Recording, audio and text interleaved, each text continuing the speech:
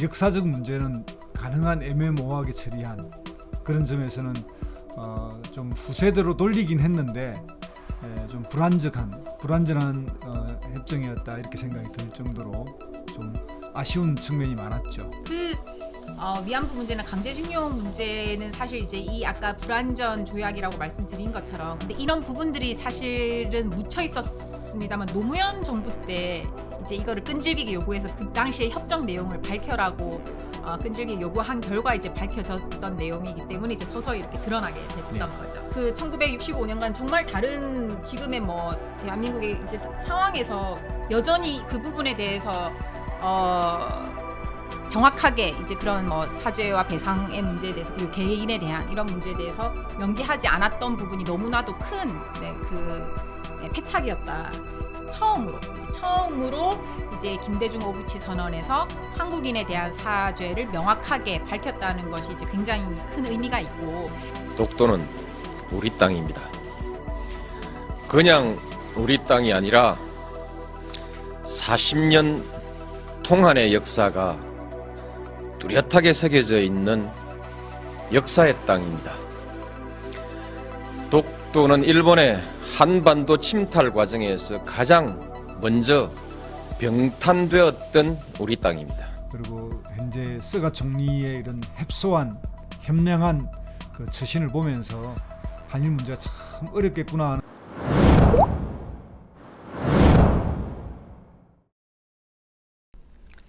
안녕하세요. 대통령에 관한 모든 것을 알려드리는 대통령 연구소입니다. 시작하겠습니다. 네, 지난주에 자주국방이라는 테마에 이어서 오늘은 굉장히 민감한 이슈를 가지고 찾아왔습니다. 최근에 문재인 대통령께서 그 영국의 G7 회의로 방문하시면서 결국 스가 총리와의 회담도 불발되고 여전히 이 한일 관계 현 정권이 끝나는 시점까지도 여전히 이제 해결되지 못한 채 아주 골마 있는 상태죠. 이번에 보면서 네. 스가 총리가 잠시 그냥 그 비공식 회의잖아요. 그거조차도 못하고 1분 이상 약식 회담도 못하고 대화까지도 이렇게 거부하는 걸 보면서 굉장히 아쉬웠습니다. 상당히 불편하더만요. 네. 그런 문제를 다뤄봐야죠. 네. 그래서 이런 것들이 이제 당연히 뭐 이제 그 강제 점령기 시대 저는 이제 뭐 식민지라는 말을 별로 안 쓰고 싶어서 식민지배 이제 어쨌든 강제 점령 시기에까지로 이제 거슬러 올라가고 이제 정부가 수립되고 나서부터 이제 좀 한일 관계에 있어서 굵직굵직한 그런 이슈들 오늘 4가지 가지고 찾아왔습니다. 그 첫 번째가 바로 1965년 박정희 대통령 시기죠.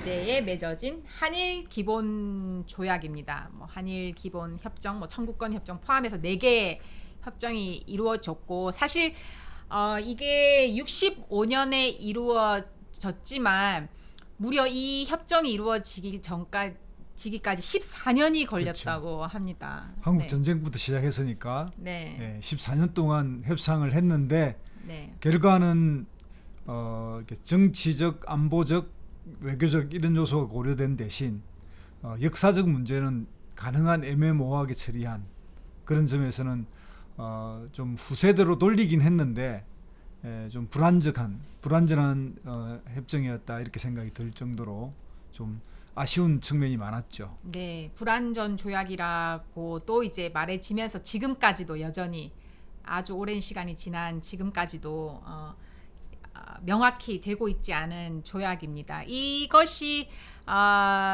물론 이제 그 14년이 걸렸다고는 하지만 이제 우리나라에서는 그 이전부터 그 뭐 2, 3년 더 이전부터 논의는 계속 시작됐었는데요. 그 당시는 일본이 미국의 한 7년 이상 지배를 받았기 때문에 일본이 이제 주권 국가가 아니었기 때문에 이제 그 샌프란시스코 그 조약으로 인해서 이제 일본이 주권 국가가 되고 그 조약 자체가 이제 조금 원인이었던 면도 있는 거죠. 네, 이제. 맞습니다. 그걸 계기로 해서 일본이 이제 미국의 군 정령기라 그래야 되나요? 메가드 사령부에서의 이제 실질적으로 주권을 가져가는 그 계기로 해서 이제 한국과 일본 문제도 외교적 타협을 해야 되는데, 그래서 이제 여기에 보면 뭐 대일 청구권 문제, 통치에 대한 인식, 그때 당시 또 제일동포 북송 문제도 있었다고 그래요. 그런 것들을 이제 최종적으로 교섭했는데,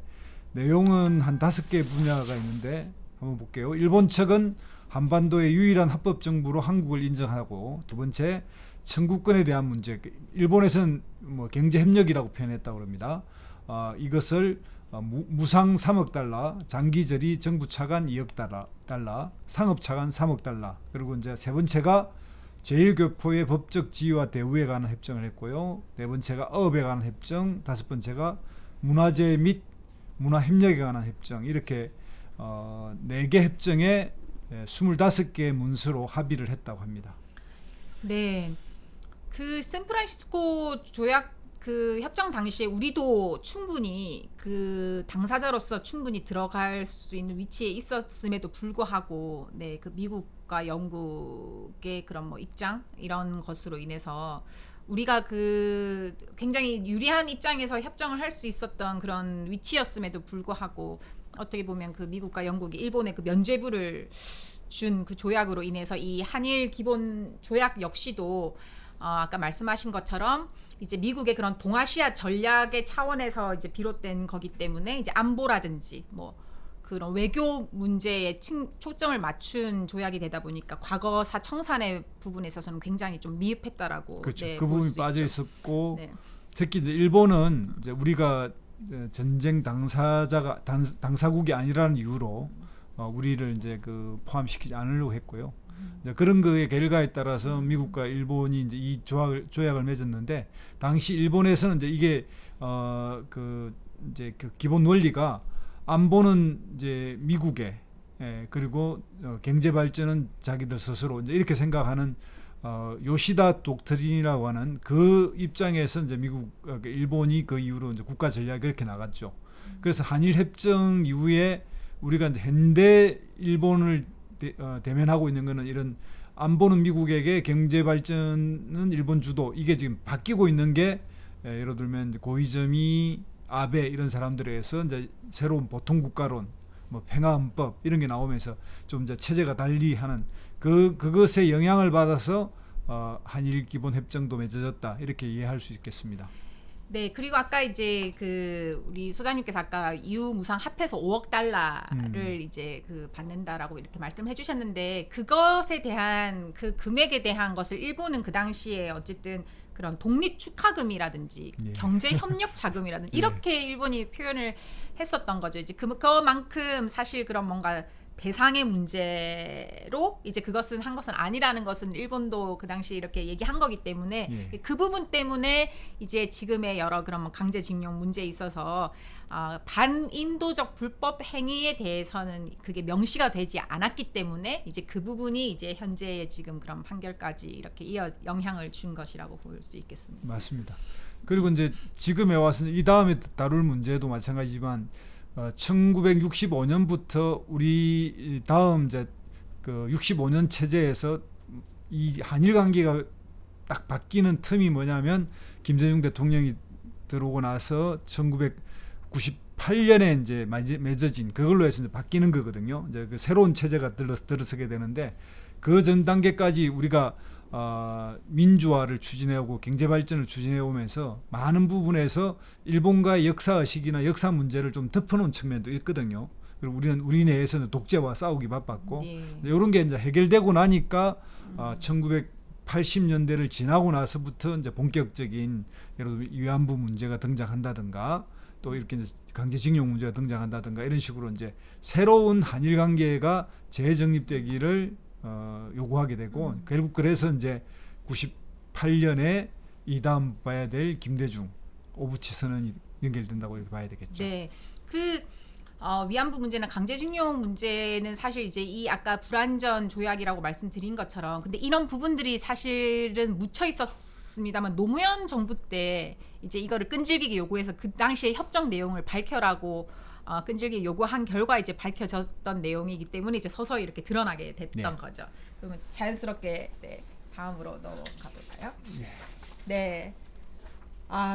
네, 그 유명한 김대중 오부치 선언입니다. 정말 김대중 대통령은 정말 그 외교에 있어서 명분보다는 그런 실리, 이익을 정말 이렇게 또 추구했고, 이게 보통의 그런 뭐 정치인들 혹은 정치꾼인가요? 아무튼 뭐 반일 감정, 네. 아니면 뭐 일본에서는 반한 감정, 이런 것들을 부추기고 선동하는 것이 자기에게 이익이 된다고 생각해서 그렇게 이제 경솔하게 행동하는 정치인들이 양국에 있는데요. 이제 김대중 대통령은 정말 진정한 좀 용기이자 결단력일 수도 있는 거죠. 이런 좀 예, 제가 볼 때는 네. 한국 대통령 중에서 외교라고 하는 영역을 안보나 기타 뭐 경제 이 부분에서 좀 독립해서 본격적인 외교라고 하는 것을 시작한 대통령, 이렇게 보여집니다. 그러니까 네. 그 전에는 뭐 어쨌든 미국 하자는 대로 해도 됐고, 특별히 외교의 영역이 별로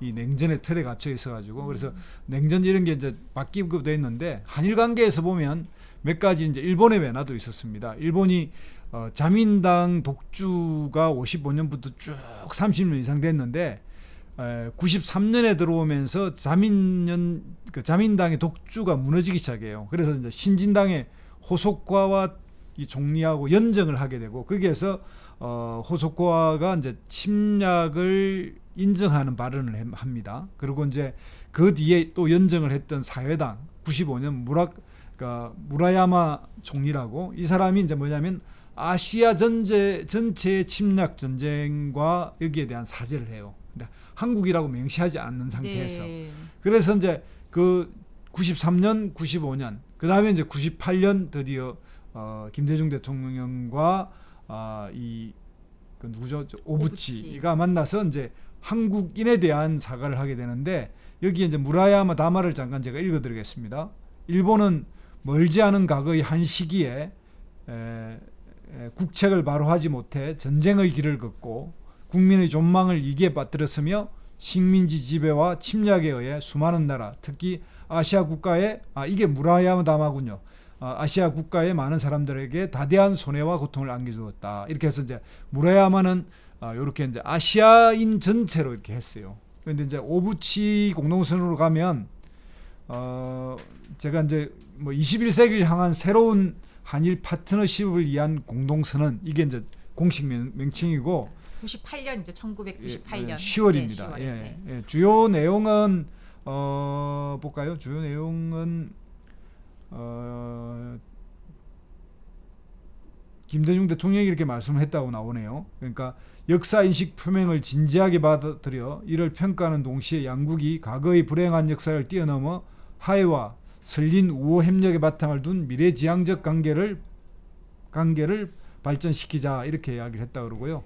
일종의 화해 형식을 취한 거죠. 네. 그래서 어쨌든 김대중 오부치 선언의 정말 그 중요한 의미 또 의의는 지금까지 되게 중요한 일본 정부에서의 그런 공식 사죄가 무라야마 담화라든지 아니면 코노 담화, 이렇게 두 가지가 있는데 둘 다 명확하게 그 한국인에 대한 사죄라는 것이 빠져 있었음에도 불구하고 처음으로 이제 김대중 오부치 선언에서 한국인에 대한 사죄를 명확하게 밝혔다는 것이 이제 굉장히 큰 의미가 있고, 그 일본의 그런 일왕들이 이제 이제 사과를 이제 굉장히 좀 이렇게 아주 굉장히 이렇게 그 포괄적인 말로 이렇게 하는 것이 아니라 공식적인 그 공식 정부가 정확하게 명확하게 사죄를 했다라는 것이 이제 굉장히 큰 의미가 있고, 또 김대중 대통령께서 그 10월에 이제 협약 맺어지는 그때 이제 그 일본 의회에서 이제 그 연설을 하셨어요. 근데 이제 김대중 대통령이 늘 북한에 대해서 포용 정책 이런 거를 말씀하셨는데, 일본에서도 그때 연설 당시에 일본에 대해서도 이건 포용 정책이 필요하다라고 말씀을 하시면서도 그 일본에 대해서는 명확하게 일본 정치인들이 이 역사 인식을 제대로 해서 역사 교육을 정말 제대로 시키고 이거에 대한 거를 인정을 해야 된다라는 거를 이렇게 당당하게 이제 의회에서 연설을 하면서도, 또 그러면서도 이제 그 화해와 이제 그런 평화 이런 거에 대한 메시지를 던지면서 이 선언이 이루어진 거죠. 또 하나 우리가 살펴봐야 될 것 중에 하나는 뭐냐면 문화 개방입니다. 그러니까 그동안 일본 문화에 대해서 이제 식민지 우리가 트라우마가 있잖아요. 그래서 절대로 개방하면 안 된다. 상당히 이제 그리고 일본이 당시 이제 문화적 융성도 80년대 이런데 막 엄청나게 했고 그러니까 당시까지 개방을 하면 일본 문화가 그냥 대한민국을 휩쓸 거다 이제 이런 생각을 많이 가지고 있었고 국민들은 아름아름 이제 부산 이런 데를 통해서 이렇게 좀 문화를 수입을 접하고 뭐 일본 만화나 잡지나 이런 TV 프로그램을 봤는데 김대중 대통령이 이제 성견지명으로 이걸 개방하고 단계적으로 개방하면 우리가 일본과 이렇게 문화 흡수가 교류를 통해서 서로 상생 발전할 것이다라고 얘기했는데 결과적으로는 김대중 대통령의 이 문화 개방이 지금 오늘날 한류를 가져왔고 일본에서는 오히려 한국을 더 좋아하고 지금 오히려 일본보다 한국이 더 문화적으로 세계적으로 팽창하고 일본에서 더 많은 영향력을 행사하게 된 이 계기가 된 게 바로 김대중 오부치 선언을 통한 문화 개방. 그렇죠. 예, 이것까지 봐야 된다. 신의 한 수였죠. 예. 전에도 한번 이야기한 적이 있는데 역시 이게 성을 쌓는 자는 망하고 예. 네, 길을 내는 자들 흥한다는 게 정말 김대중 대통령의 외교 정책에서 볼 수 있는 것이고 그때 당시에 이제 그 김대중 대통령과 함께 이 김대중 오부치 선언의 그런 또 안도 만들고 이제 실무를 담당하셨던 분이 이제 말씀하시기를 이제 보통은 이제 그런 외교 관련 이제 외교부라든지 그런 실무진이 그 안을 다 이렇게 짜서 이제 대통령에게 이제 보고를 하면 이제 대통령이 또 그거를 이제 승인해서 또 외교적으로 이렇게 하는 경우가 대부분인데 뭐 김대중 대통령의 경우에는 뭐 이미 취임하기 이전부터 그 한일 관계에 대한 명확한 그 외교적 청사진을 가지고 계셨고 그래서 그것들을 이제 실무진한테 말씀을 다 해주셔서 뭐 실무진 정말 그냥 그걸 수행만 하면 됐다. 그래서 이 김대중 오부치 선언은 정말 그냥 김대중 대통령의 그 의지와 리더십으로 인한 그 작품이라고도 할 수 있다. 이런 말씀을 남겼다고 하더라고요. 네, 그러니까 네.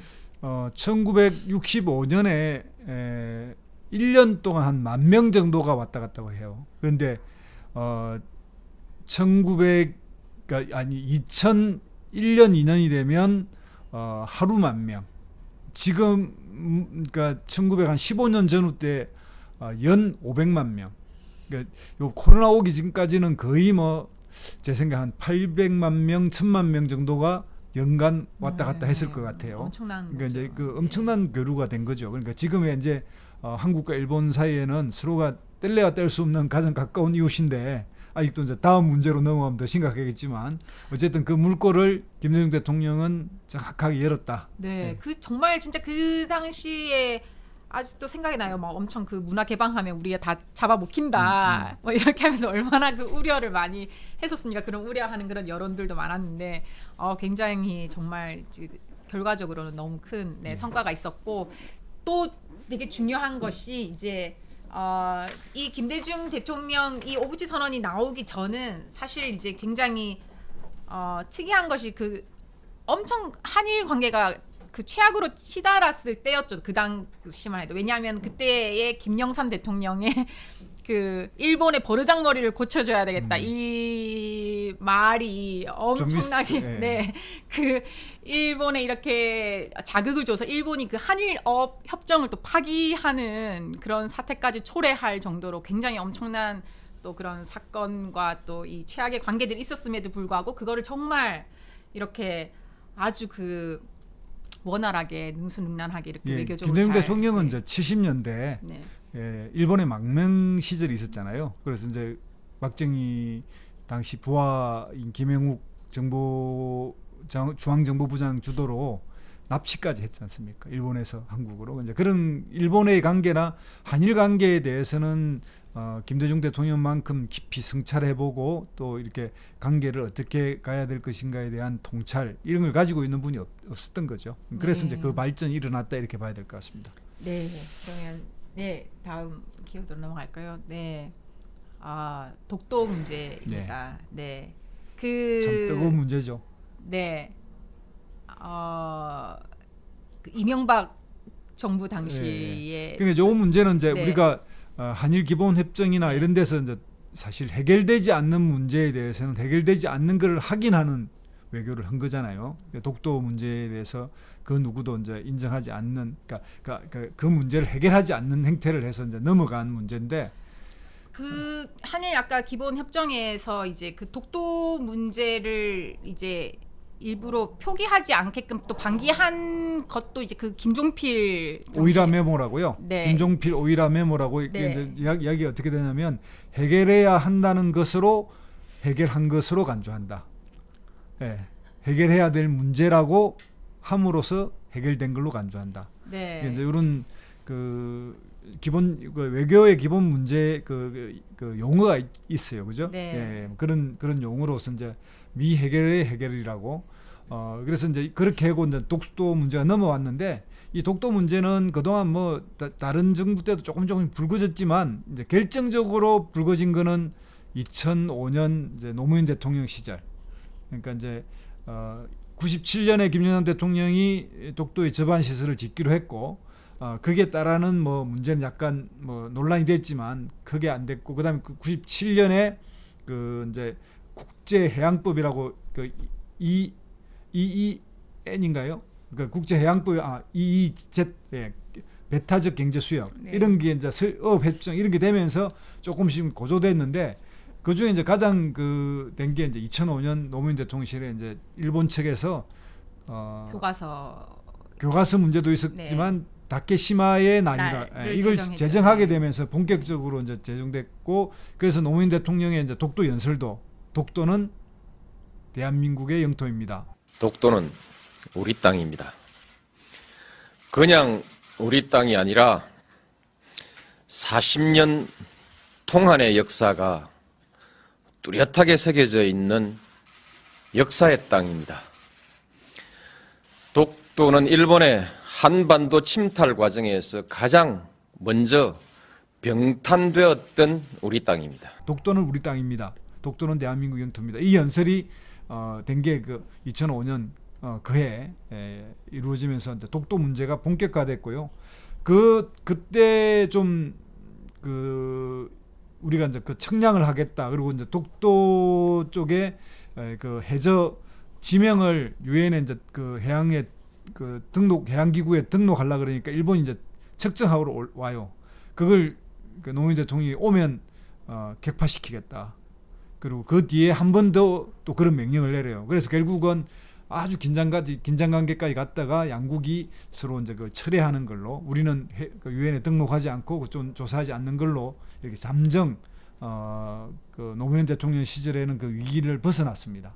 네. 그런데 네 이명박 정부 때 다시 불거지죠. 독도 그렇죠. 문제가. 최악의 네. 한일 관계는 역사상 지금까지는 이제 이명박 대통령 시절로 이렇게 이제 보는데 그게 왜 그러냐면 일본 사람들도 이명박 대통령이 일본에서 태어났기도 했고 가장 그 경제 활동을 했기 때문에 이제 친일본인으로 알고 있었어요.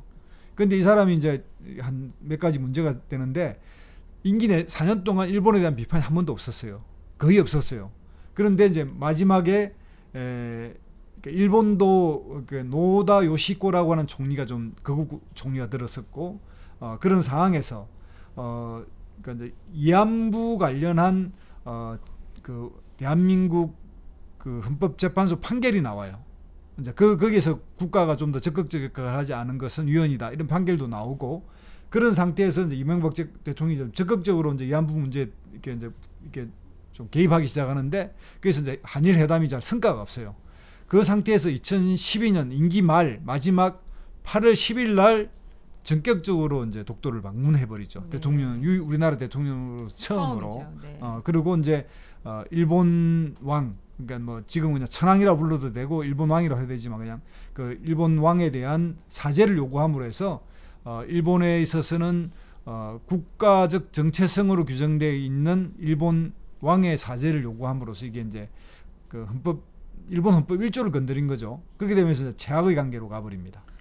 네, 그 당시 일부 그 이명박 대통령이 후쿠다 총리를 만나서 이제 좀 새로운 한일 관계를 모색하자 이렇게 해서 그런 회담 때 이제 서로 덕담을 주고 받았는데 그 직후에 이제 일본이 이제 교과서에 이제 독도는 이제 일본 땅이라고 이렇게 명기를 하면서 뭔가 이제 이명박 이제 어쨌든 우리나라가 또 조금 뒤통수를 맞은 그런 상황이 있었는데 그랬을 때 이제 앞에서는 이제 그렇게 뭔가 되게 좀 당당한 척하고 이렇게 했던 반면에 뒤에서 이제 이후에 이제 외교 문서가 공개가 됐는데 그 공개된 외교 문서의 내용을 보면 이명박 대통령이 후쿠다 총리에게 네.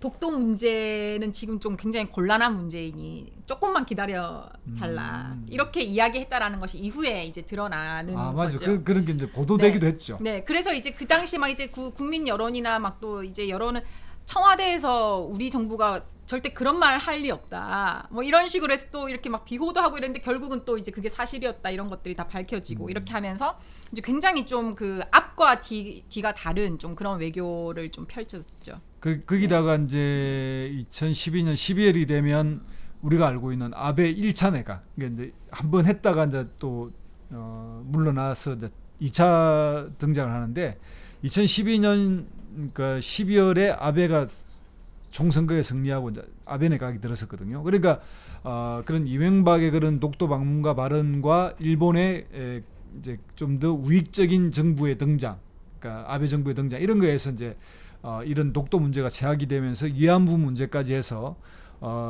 우리가 알고 있는 2015년이 한일 기본 조약을 맺은 그 이제 50주년이거든요. 이 50주년을 기반으로 해서 이걸 잘 해보려고 했는데 그 50주년을 전후한 상태가 가장 최악이 된 거죠. 예. 그래서 이제 이 다음에 문제인 그 한일 위안부 문제가 터지는 거죠. 네, 여러모로 너무 그 이명박 대통령이 좀 대일 그 외교에서는 굉장히 좀 굴욕적인 외교를 많이 해서 이제 사실 뭐 그런 한일 군사 협정까지 이제 일방적으로 이렇게 좀 추진해서 무리해서 밀어붙이려고 하다가 그 회담 직전 50분 전에 국민들이 워낙 그 거센 반대가 있어서 극적으로 50분 전에 취소가 됐죠. 우리가 한 2, 3년 전에 이제 지소미아라고 해서 네. 일본 아베 정부가 이제 이 제재 나중에 한번 이건 또 문재인 정부 그 평가하면 다뤄야 될 것 같은데 그 지소미아 협정에 대해서 그 이제 이명박 정부가 그걸 맺으려고 그랬죠. 그게 이제 결국은 이제 박근혜 정부에서 맺어졌고 그게 현실적으로 이제 문제가 된 거는 문재인 정부 때 우리가 이제 그 지소미아 부분을 일본에게 이제 유보 조항을 줬죠. 당신들이 하는 걸 봐서 하겠다 이렇게 해서 이제 왔는데 이제 그런 것까지 이제 가서 갖고 결국은 이 문제가 한일 관계에서 이제 새로운 영역으로 이렇게 80년대와 90년대, 2000년대를 거치면서 지역적인 문제가 국제적인 문제에서 드디어 이제 뭐랄까요 상당히 이제 갈등적으로 좀 더 커지는 형태로 나타난 게 위안부 문제고 위안부 문제는 일본에서도 80년대 말이 돼야 등장해요. 그 전에는 서로가 인지하고 있지 못했던 일이고요. 그렇죠. 아사히 신문에서 처음 다뤘죠. 처음 나왔죠. 네. 근데 이제 이거에 의해서 등장하면서 한국도 이제 91년에 와서 김학순 할머니가 이제 이걸 최초로 공개 정언하고 그리고 이제 정신대 문제 대책 협의회가 만들어지고 이런 행태를 해서 위안부 문제가 이제 알려졌는데 이 위안부 문제가 이제 최근에 작년에 그 여기에 이제 정대협 출신의 국회의원이 나옴으로 해서 더 우리 한국의 현실 정치에도 등장하게 됐죠. 네, 윤미향 의원. 예. 네. 윤명현 건데. 네. 그래서 아까 이명박 대통령 당시에 한일 군사협정은 국민들의 반대로 이렇게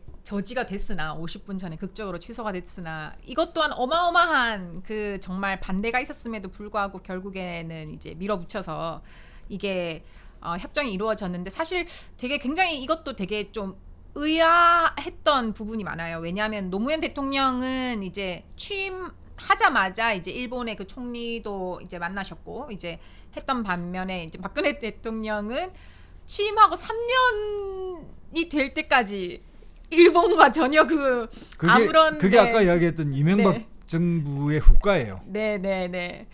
그래서 이제 전혀 그런 움직임이 없었던 거죠. 3년이 다 되도록. 예. 그러다가 이제 정말 그 임기 마지막에 이거를 이제 굉장히 밀어붙인 게 굉장히 그래서 그 당시에 이제 널뛰기 외교라고 하는 이제 이명박 대통령 당시는 굴욕 외교라고 했지만 이제 네. 이 박근혜 대통령 때 널뛰기 외교라는 이런 이야기 이제 이런 말이 있을 정도로 굉장히 좀 당황스러운 네, 그런 협정이었습니다. 그러니까 이제 우리가 아까 말씀드린 대로 이제 93년에 호소카와 내각이 침략을 인정하고 거의 간방 장관인 고노 요헤이, 고노 요헤이가 간방 장관인데 여기서 고노다마가 나와요. 이 고노다마가 굉장히 이제 중요한 고노다마인데 이 고노다마의 핵심이 뭐냐면 군대가 위안소의 설치, 관리 그리고 위안부의 이동을 직간접적으로 관여했고 특히 위안부 모집에는 일부의 관헌, 그러니까 헌병이나 경찰이 가담한 사실도 있다라고 이제 일본군에 의한 강제 연행을 인정하는 담화예요. 근데 이제 말하자면 일본 정부가 정부 계획으로서 계획적으로 위안부를 설치한 건 아니나 군부가 관리한 건 사실이고 또 그 동원에는 일부 이 헌병 경찰이 개입한 건 사실이다까지 인정한 겁니다. 그런데 이게 이제 고노다마의 핵심인데 여기는 아까 말씀드린 듯이 이제 그 일본의 아사히 신문의 한 사람이 증언을 하게 되고 이 증언을 근거로 해서 이런 것들이 이제 사실이 확인됐다 이렇게 됐는데 이게 이제 15년 지나고 나서 아사히 신문이 이게 가짜다라고 이제 언론에 터지게 되잖아요. 그래서 이게 이제 그런데 그분은 증언자는 돌아가신 상태고 이게 14, 15년이 지난 상태에서 그게 이제 증언이 사실 여부를 확인할 수 없다. 이래 되면서 일본에 일대 파란이 일어나 버리게 되는 이유가 됩니다. 그러나 이거는 또 다르게 일본 내에서 엄청난 우익 바람이 불고 막 새로운 일종의 막 대소동이 일어난 거죠. 이제 그런 본인들의 그 우경화 이런 거의 어떤 촉발제 역할이라든지 이걸 막 그 파문을 엄청 키우는 역할을 하게 된 건데 우리로 보면 좀 의아한데 이게 왜 사실 여부를 취재도 안 하고 또 돌아가신 이후에 이게 또 거짓이었다고 이야기하고 이런 게 막 앞뒤가 막 섞갈리게 됐는데 이제 이런 과정을 거쳐서 일본도 한국도 이제 위안부 문제를 공격적으로 다뤄야 된다가 됐고 우리가 알고 있다시피 1965년 한일 기본조약에서는 이 문제를 다 빼놨던 거거든요. 그러니까 빼놨던 거고 그래서 노무현 대통령이 세 가지를 이야기해요. 이런 위안부 문제도 빼놨고 그래서 사할린 동포 문제도 빼놨고 또 하나는 그 히로시마 나가사키의 원폭 피해자에 대한 배상도 한일 기본협정에 빠진 거다. 다만 강제징용은 보상을 청구권에 포함되어 있는 걸로 봐서 그것에 대해서는 정부가 보상하겠다 해서 정부가 그때부터 보상을 하기 시작해요. 노무현 대통령 때부터. 그리고 지금은 이제 한일 징용 문제는 좀 다른 차원으로 가 있습니다. 최근 대법원이 2012년인가 그때 그 몇 년에 그 대법원이 2년 전에 판결했나요? 그러니까 뭐냐면 이런 청구권에 관계없이 식민 통치에 대한 사죄, 식민 통치가 가져온 한국의 피해 이런 거는 이 개인 소송으로 할 수 있는 영역으로 이렇게 다시 풀어놨기 때문에 이것도 이제 다음에 다시 한번 토론해 보기로 하는데 지금은 그런 차원에서 다시 한번 또 이게 지금 스가 총리와 문재인 대통령 사이가 안 좋은 이유 중에 하나가 그런 게 연동돼 있죠. 네, 그 박정희 대통령 당시에 그 아까 5만 달러 받았던 그것이 사실은 이제 실질적으로 그 피해자에게 지급된 것은 2%에 불과했고 전혀 이제 피해자에 대한 배상이 되지 않았기 때문에 이제 노무현 정부 때 이제 그런 부분에 대해서 이제 그 피해자분들에게 이제 배상을 했던 이제 국가 이제 정부 차원에서 그런 부분이 있고 맞습니다. 그게 뭐 포항제철 건설이라든지 네네. 뭐 또 경부 고속도로라든지 이런 뭐 SOC 까는 데 많이 들어갔기 때문에 이제 그런 측면에서 이런 청구권에 의해 배상을 받은 거에 대해서 우리 국민 개개인의 그 피해자에게도 보상을 안 한 건 또 사실이고요. 네. 그래서 그 한일 협정 관련해서 물론 이제 아까 외교적인 부분, 안보적인 측면에 좀 초점이 맞춰져 있다 보니까 이제 과거사 청산이라든지 이제 피해자 개개인에 대한 배상 문제는 거의 언급이 되지 않았고 인정도 이제 하지 않았기 때문에 근데 이제 그 부분에 대해서 아까 이제 말씀하신 것처럼 여러 이제 경제적인 이런 부분으로 이제 그게 돌려졌는데 그래서 그 부분에 대해서는 사실 우리 대한민국 국민들 사이에서도 이렇게 의견이 나뉘거든요.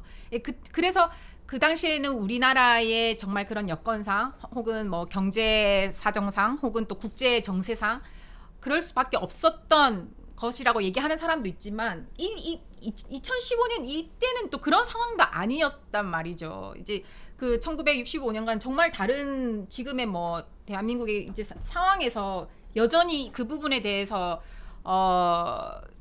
정확하게 이제 그런 뭐 사죄와 배상의 문제에 대해서 그리고 개인에 대한 이런 문제에 대해서 명기하지 않았던 부분이 너무나도 큰 패착이었다. 이 그 위안부 협정이. 네. 요 문제에서 네.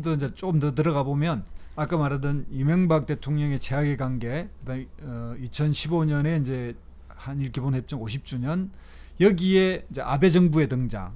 그리고 여기에 이제 한일 지식인들이 모여가지고 제주도에서 그 2014년에 그런 걸 발표해요. 8월달에 앞으로 한일 관계 새로운 돌파구를 열자. 그리고 정상 50주년 맞아서 기념식도 하고 뭐 고노가 다마에 기초해서 위안부 문제도 풀고 이렇게 해서 9가지를 요구하는 그 발표를 해요. 그러니까 여기에 이제 영향을 받았고 그래서 이제 박근혜 정부가 적극적으로 이제 한일 위안부 합의안을 가져오게 되는데 이게 이제 2015년 12월 28일 날 발표하지 않습니까? 근데 이게 이 과정에서 당사자들한테 충분히 설명하거나 호흡하거나 의견을 모은 게 아니라 조금 대한민국 뭐 외교사에서는 참사라고 할 수 있을 정도의 합의안을 이제 가져와 버리는데 윤병세 외교부 장관하고 기시다 후미오 일본 외무대신 이렇게 이제 합의를 했고요. 일본과 한국에서 12월 28일 날 발표를 했는데 일본 측 발표 사항을 보면 위안부 문제는 당시 군여의 관여하에 다수의 여성의 명예와 존엄에 깊은 상처를 입힌 문제로서 이러한 관점에서 일본 정부는 책임을 통감한다.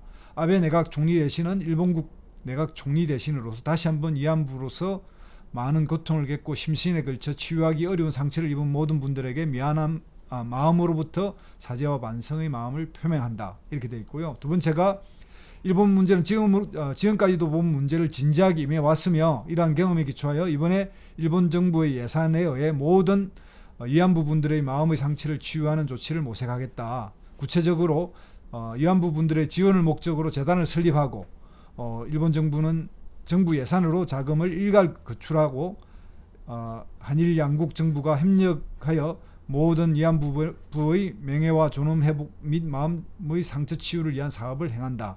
뭐 이런 식으로 이제 표현했고요. 이게 이제 한국 측의 결과 발표에 이제 한국 사람들 더 이제 그런데 뭐냐면 이런 문제가 최종적 불가역적으로 해결됨을 확인하고 한국 정부는 일본 정부에 실시하는 조치를 협력한다. 두 번째가 주한 일본 대사관 앞에 소녀상에 대한 공간의 안녕 위험의 유지라는 관점에서 우려하고 있는 점을 인지하고 한국 정부로서도 가능한 대응 방향에 대해 관련된 단체와의 협의 등을 통해 적절히 해결되도록 노력한다.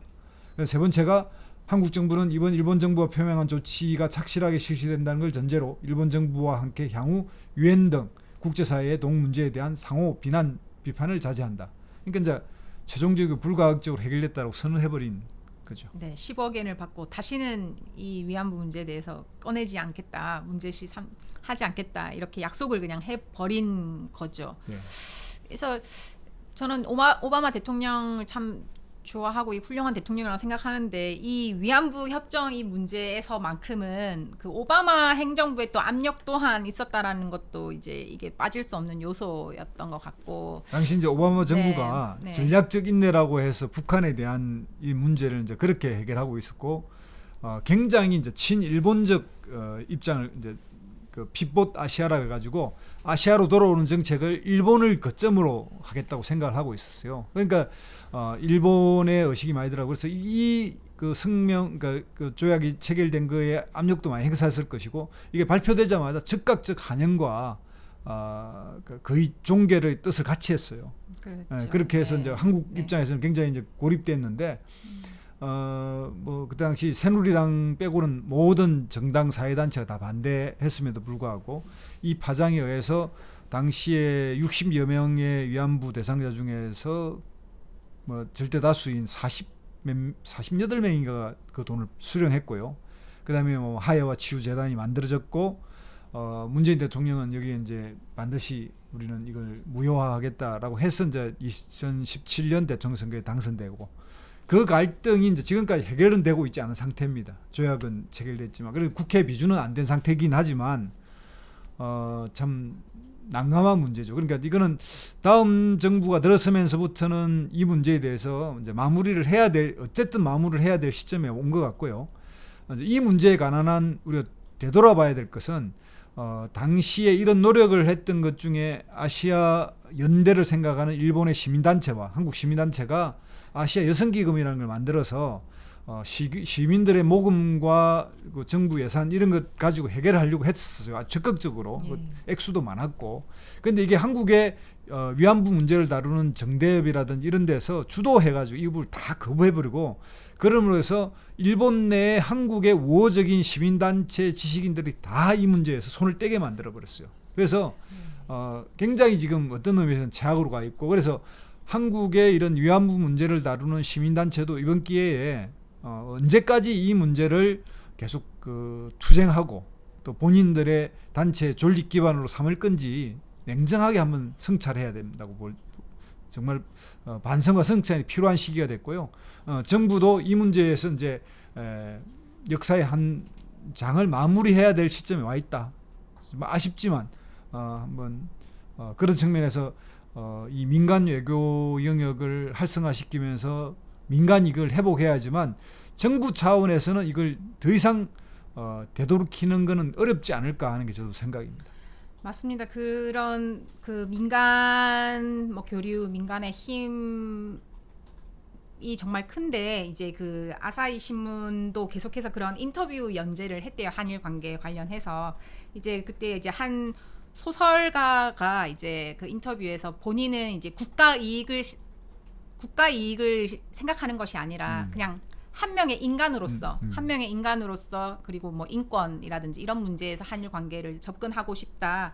네, 그렇게 하면서 이제 총 14명의 인터뷰를 실었는데, 모든 그 14명의 일본인들은 다 이제 공감이라든지 화해라든지 이런 이해, 그리고 이제 뭐 평화 이런 것들을 계속 강조를 이렇게 했다고 합니다.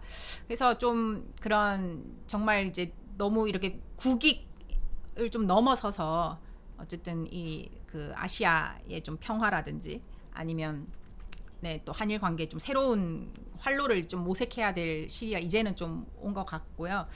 그리고 이제 이 외교라는 것이 이제 뭐 정말 국제 관계에서 영원한 우방도, 영원한 적도 없다라는 그런 말이 있잖아요. 그러니까 정말 한 국가를 일방적으로 의존하는 그런 외교에 대해서는 경계를 해야 되고, 지금까지 역사상 한 나라에만 이제 그 의존하는 그런 외교가 성공한 사례는 없었고, 그거는 외교가 아니라 이제 사대주의일 뿐이다, 이런 말이 있기 때문에 우리가 좀 굉장히 좀 균형 잡힌 좀 그런 외교를 이제 해야 우리나라의 뭐 좀 그 주도권이라든지 이런 것에도 좀 영향이 있지 않을까, 이런 생각도 해봅니다. 네.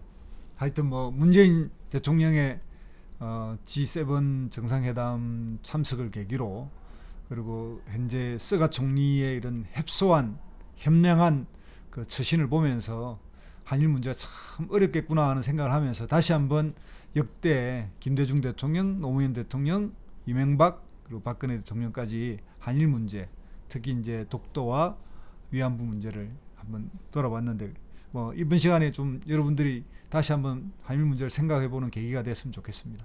네, 많은 분들이 근데 정말 이 김대중 오부치 선언의 의미를 지금 우린 다시 되돌아봐야 된다라고 지금 현재 많이 말씀하시고 계세요. 그래서 이것들 이제 저희가 다시 살펴봤던 또 계기이기도 하고, 정말 지혜를 잘 모아서 현명하게 서로가 함께 풀어나갈 수 있는 그런 방법을 모색하면 좋겠습니다. 네, 그러면 여러분 좋아요, 좋아요와 구독, 알림 설정까지. 네. 그러면 다음 주에 다시 뵙겠습니다. 네.